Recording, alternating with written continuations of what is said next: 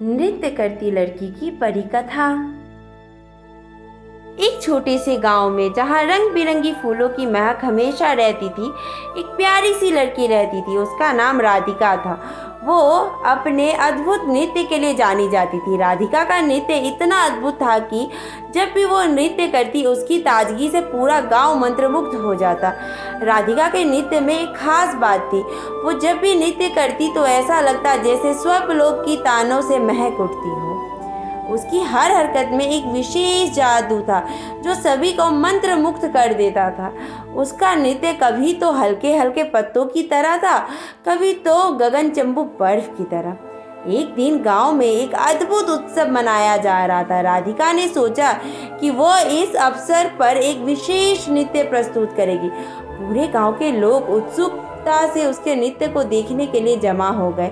उत्सव की रात को चांद की चांदनी की रोशनी में राधिका ने अपना नृत्य कला का प्रदर्शन किया।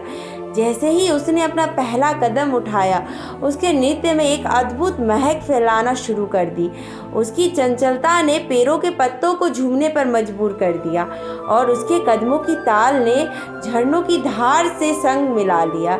लोगों ने देखा कि राधिका के नृत्य के साथ हरी भरी घाटी में रंग बिरंगे फूल भी खिलने लगे। उसकी इस कला से प्रभावित होकर गांव के सबसे पुराने साधु बाबा ने राधिका को आशीर्वाद दिया।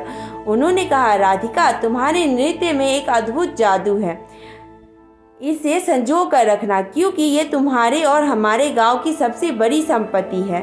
राधिका ने उनकी बात मानते हुए नृत्य के साथ एक अद्भुत जादू को अपने जीवन का हिस्सा बना लिया।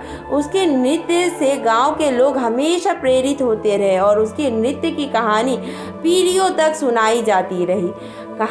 कहानी का सबक यह है कि जब हम अपनी कला और प्रतिभा को सच्चे लगन से प्रेम से निभाते हैं तो वो न केवल हमें बल्कि हमारी चारों ओर के लोगों को भी प्रेरित और खुशियों से भर देता है।